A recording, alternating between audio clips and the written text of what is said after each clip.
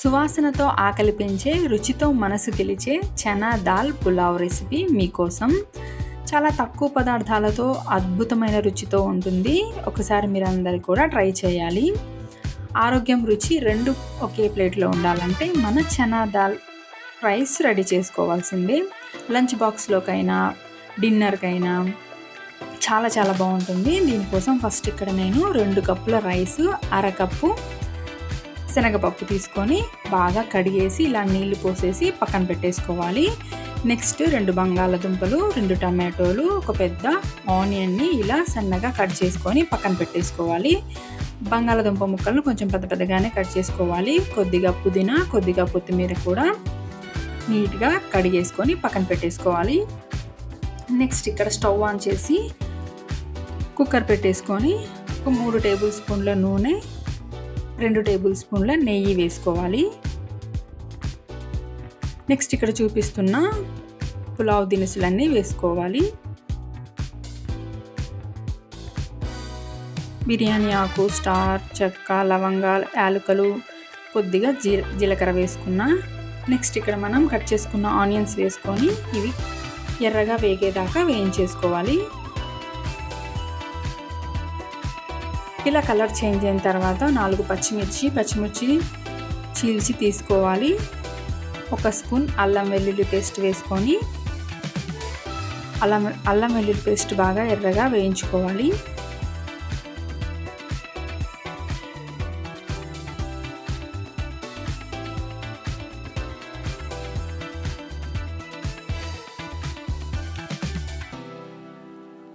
ఇలా మొత్తం చక్కగా వేయించుకున్న తర్వాత మనం కట్ చేసి పెట్టుకున్న బంగాళదుంప ముక్కల్ని వేసేసుకోవాలి.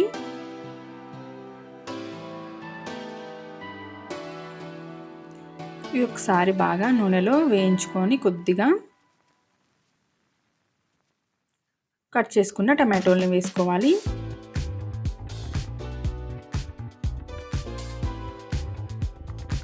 ఇవన్నీ కాస్త కలిపేసుకొని అడుగు పట్టకుండా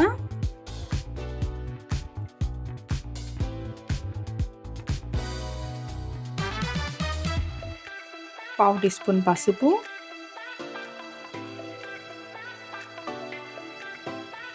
ఒక అర టీ స్పూన్ సాల్ట్ వేసుకొని బంగాళదుంప ముక్కల్ని, టమాటో ముక్కల్ని కాస్త మగ్గించుకోవాలి.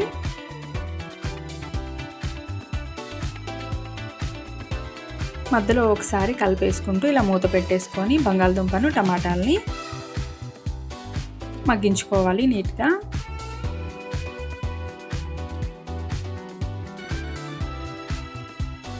నెక్స్ట్ మనం పుదీనా, కొత్తిమీర కట్ చేసి పక్కన పెట్టేసుకున్నాం కదా, కడిగి అవి కొంచెం వేసుకోవాలి.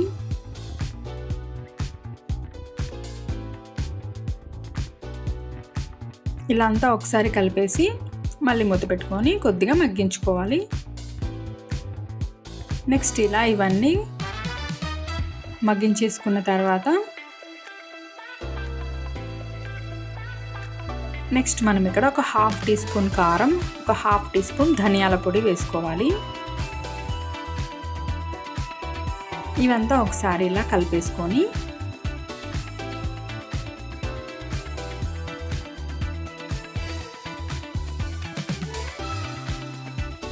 కడిగి పక్కన పెట్టేసుకున్నాం కదా బియ్యం శనగపప్పుని ఇందులో వేసేసుకోవాలి.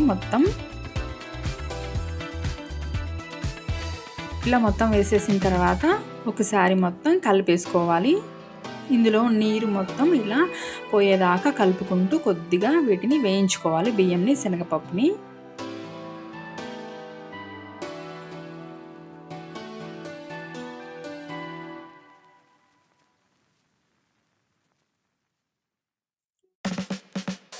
అడుగు కొద్దిగా మాడకుండా ఇలా కలిపేసుకుంటూ ఒక 2 to 3 మినిట్స్ ఇలా వేయించుకున్న తర్వాత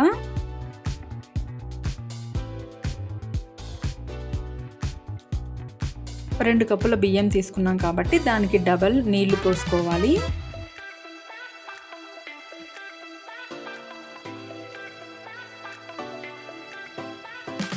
ఇలా 4 కప్పుల దాకా వాటర్ తీసేసుకున్న తర్వాత ఒకసారి మనం సాల్ట్ చెక్ చేసుకోవాలి. ఇక్కడ ఇలా మొత్తం కలిపేసుకొని సాల్ట్ చూసుకొని మనం సరిపడినంత వేసేసుకోవాలి.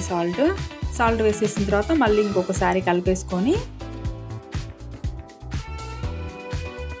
కుక్కర్ మూత పెట్టేసుకొని మీడియం ఫ్లేమ్లో ఒక 3 విజిల్స్ వచ్చేదాకా ఉడికించుకోవాలి. ఇలా 3 విజిల్స్ వచ్చిన తర్వాత మూత తీసి చూస్తే మన అద్భుతమైన చనా దాల్ రైస్ రెడీ అయిపోతుంది. చాలా చాలా బాగుంటుంది. దాని స్మెల్, రుచి అన్నీ మీకు ఖచ్చితంగా నచ్చుతాయి. ఒకసారి ఖచ్చితంగా ట్రై చేయండి. లంచ్ బాక్స్లోకైనా, డిన్నర్లోకైనా, ఎందులోకైనా కానీ చాలా బాగుంటుంది. ఇది పెరుగు రైతాతో తినొచ్చు, లేకపోతే ఏవైనా కర్రీస్తో కూడా చాలా బాగుంటుంది. నాన్ వెజ్ కర్రీస్తో కూడా చాలా చాలా బాగుంటుంది. ఒక్కసారి ట్రై చేయండి. Thank you for watching. Please subscribe my channel. Thank you.